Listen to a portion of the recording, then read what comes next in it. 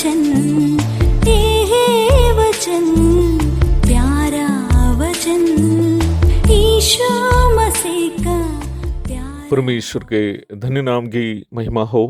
प्रभात मनन के सत्र 1461 में आप सभी का बहुत ही विनम्रता के साथ स्वागत करता हूँ। आइए आज का मनन के लिए हम पढ़ते हैं 2 तीमुथियुस अध्याय 2 पद 2।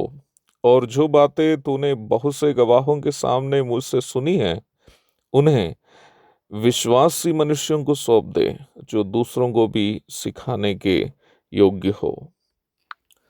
पिछले दिन हम कलीसिया की अगुवाई करने वालों की एक महत्वपूर्ण जिम्मेदारी के विषय में मनन किया था। वो है कलीसिया के नेतृत्व करने और सेवा को जारी रखने आदि के लिए अगली पीढ़ी को तैयार करना। निम्न पद में प्रेरित पौलुस इस्तेमाल किया गया एक खास शब्दावली की ओर आज पुनः मैं आपका ध्यान को लाना चाहता हूँ। और जो बातें तूने बहुत से गवाहों के सामने मुझसे सुनी है, उन्हें विश्वासी मनुष्यों को सौंप दे, जो दूसरों को भी सिखाने के योग्य हो।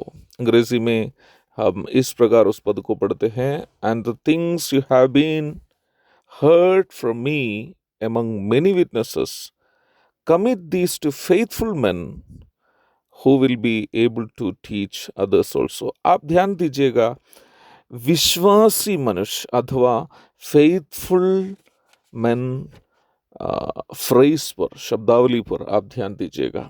प्रभु की सेवा अथवा वचन सिखाकर कलीसिया की अगुवाई करने की सेवा अगली पीढ़ी के लोगों को सौंपने पर ध्यान देने की एक अनिवार्य बात पर पौलुस यहाँ इशारा कर रहा है।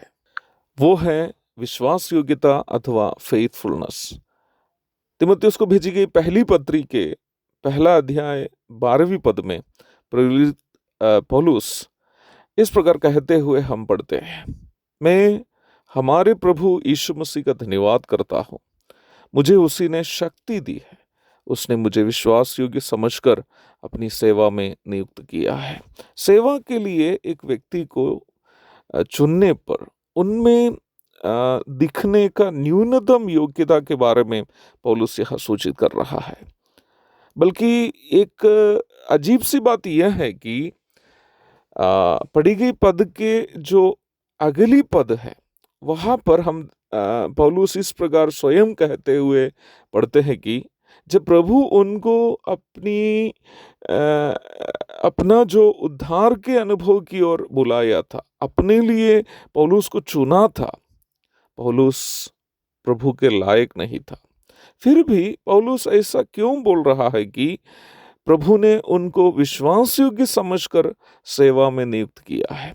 पौलुस का कहना यह था कि जब वह अविश्वासी था, वह एक विश्वासघाती इंसान था, परंतु यीशु मसीह में आने के कारण प्रभु ने उनको विश्वास योग्य समझकर उनको सेवा भी सौंप दी।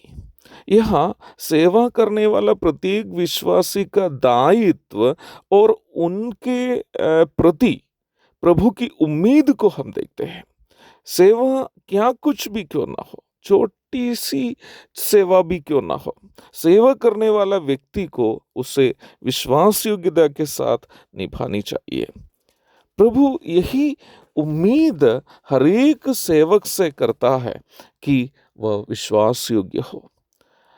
प्रेरितों के काम 11 एवं 12 अध्यायों में पौलुस एवं बरनबास अंताकिया की कलीसिया के द्वारा उनको दी गई आर्थिक विषय की सेवा विश्वास योग्यता के साथ निभाते हुए हम देखते हैं।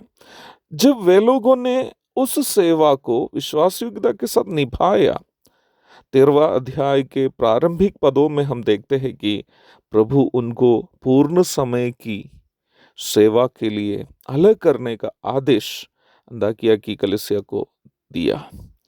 प्रभु यीशु मसीह के अनुसार आर्थिक बातों में विश्वास योग्यता विश्वास योग्य रहने का सबसे न्यूनतम दृष्टांत है। लूका 16:10। अर्थात जो व्यक्ति आर्थिक बातों में विश्वास योग्य नहीं है, वे किसी भी अन्य विषय में विश्वास योग्य रहने की उम्मीद नहीं की जा सकती है।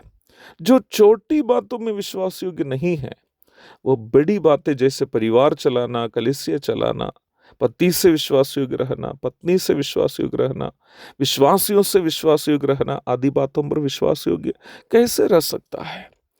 मुझे सुनने वाले प्रिय भाई बहनों, प्रभु की इच्छा ये नहीं है कि हम बड़े एक प्रचारक, पास्टर, गायक या कुछ अन्य सेवाओं को करें।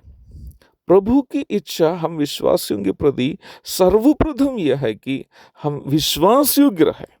जब हमें मिलने वाली छोटी छोटी सेवाओं में भी विश्वास योग्य रहता है, प्रभु हम पर बड़ी बड़ी सेवा करने की जिम्मेदारी सौंपता है। मेरी उम्मीद है कि आज का मनन इसे सुनने वाले हर एक विश्वासी भाई बहनों को विश्वास योग्य रहने के लिए प्रेरित करेगा। एक और शुभ दिन की धन्य कामनाओं के साथ आज का मनन का मैं यहाँ पूर्ण विराम करता हूँ। प्रभु आप सबको आशीष दे। आमीन।